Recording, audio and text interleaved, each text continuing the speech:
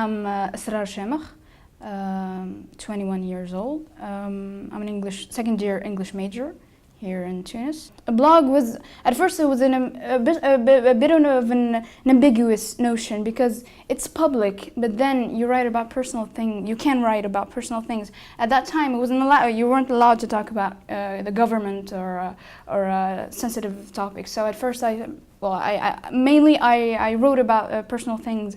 So it was interesting because it was a diary, but then it was a public diary. I created a blog in 2008, and I joined the TN Twitter, they called it. It was a website called TN Labs, created by Sami bin Ramadan, yes, Sami bin Ramadan. So that was before the revolution, before people really got to know Twitter.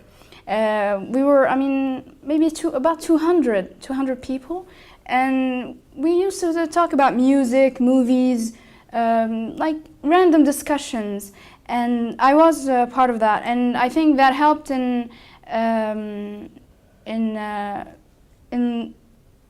letting people, into your world. After the revolution, a lot of people, came crashing in onto. I'm saying crashing in because the number was huge, and then there were these anonymous accounts where they just talk about anything, but you don't even know they don't even put a picture of their faces, so you don't know who you're talking to. Now that I created another Twitter account and I'm back on Twitter, is that I realized maybe quitting was not the best decision that I could have made, because when you quit, you're being passive. You didn't help with anything. After that boom, people they wanted to write, they wanted to express their opinions. Not many people did not know how to use the blog, how to create a blog, and what to share, what not to share, how to share it. They talked about Creative Commons and copyright and those things. I think after that boom, people are more.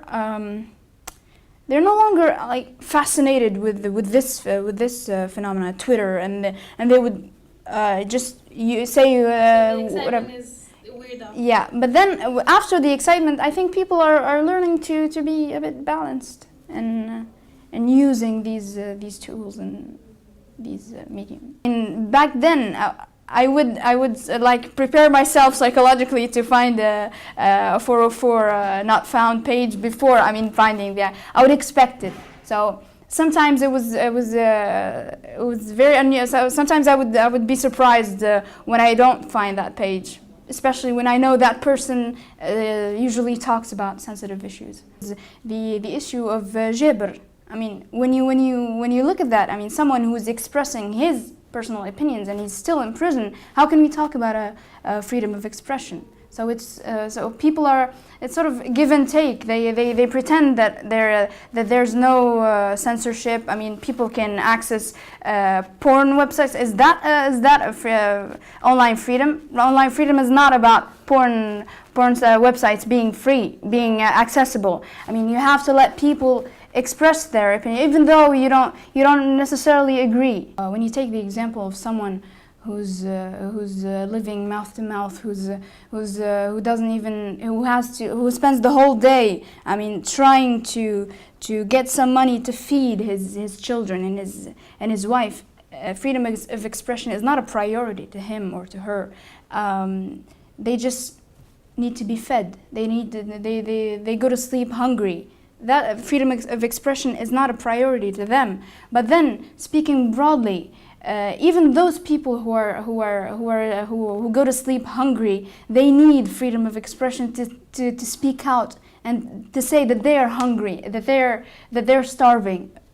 Internet is a very powerful tool, and you could use it to ends that could devastate people's lives, and could also save people's lives. And so I think there always has to be a balance. You use the internet, you express freely, but then for example, when they talked about Creative Commons and copyright, you don't steal from other people using the internet. You don't spread false information. You don't complicate people's lives and for example, I mean, the internet could easily be used to ruin someone's reputation.